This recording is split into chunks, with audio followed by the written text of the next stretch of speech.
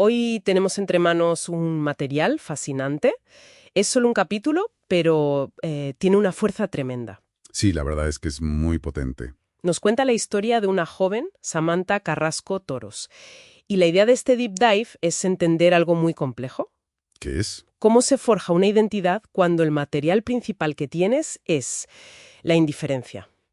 No solo la pobreza, que también, sino algo que cala mucho más hondo. Mucho más, ¿sí? Y es que la narración te golpea desde la primera frase. Dice, el calor no era un clima, era una presencia. Es brutal.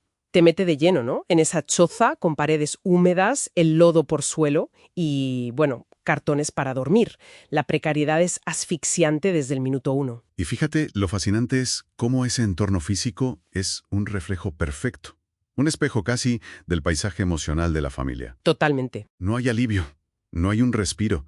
Ese calor opresivo de fuera es el mismo que se respira dentro. Claro, y esa idea del paisaje emocional es clave.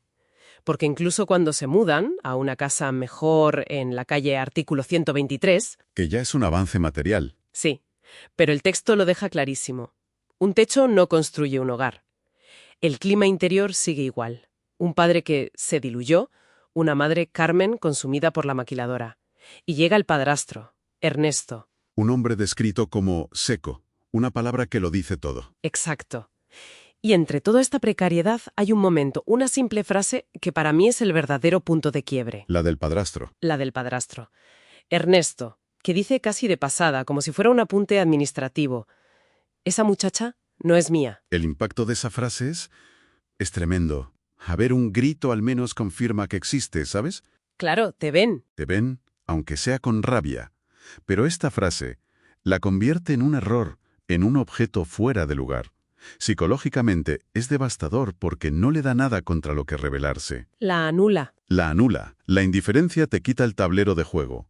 Y si a eso le sumas las evasivas de la madre, ese «duérmete ya, Samantha», pues ahí tienes lo que el texto llama el molde emocional en que aprendería a callar. Y entonces, ¿cómo se rompe un molde así?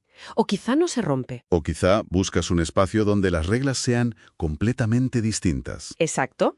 Y ese espacio es el bar Éxtasis, donde empieza a limpiar con solo 14 años. El cambio es radical. Pasa de un sitio donde es ignorada a otro donde, de repente, es el centro de atención. Todas las miradas están en ella. El texto dice que sentía miradas que no rebotaban, se pegaban a su piel. Es una transición terrible, si lo piensas. De la anulación a la objetivación. No es poder real, para nada, pero... Imitaba la forma de serlo. Eso es. Imitaba la forma. Y el dinero que lleva a casa, pues, compra un silencio. Una complicidad tácita. Nadie pregunta. Todos se benefician. Y para sobrevivir a esto, a estas miradas, Samantha desarrolla un mecanismo de defensa. Una piel impermeable, lo llama el texto. Que en psicología es un caso de libro de disociación. Explícanos un poco eso. Pues es cuando la mente, para protegerse, se desconecta. Del cuerpo, de las emociones. No es que no sienta, es que aprende a observar cómo le pasan las cosas a alguien que resulta ser ella. Como si le pasara a otra persona. Exacto, para que las cosas le resbalen sin mojarla por dentro, como dice el texto. Así que al final del capítulo nos queda esa imagen, ¿no? Una joven con una coraza perfecta. Por fuera. Por fuera. Pero por dentro sigue esa niña que se hace la pregunta que su madre nunca contestó. ¿Soy igual que las otras? Y eso nos lleva directos al título del capítulo. Lo que no se nombra, no se olvida. Uf, es muy bueno. Es que ese vacío, esa pregunta sin respuesta, es una herida. Y es una herida que no puede cicatrizar precisamente porque nunca se ha nombrado. El silencio no la borra. Al contrario, la enquista. Se convierte en un dolor sordo, silencioso, que define su identidad desde la ausencia. Es una reflexión muy potente para cerrar. Sí, y nos deja con una pregunta para seguir explorando. ¿Qué sucede cuando una persona, cuya identidad se ha construido sobre el silencio y la negación de los demás, finalmente encuentra la voz O la fuerza. o la fuerza para nombrarse a sí misma? ¿Qué se rompe en ese momento? Y sobre todo, ¿qué se reconstruye?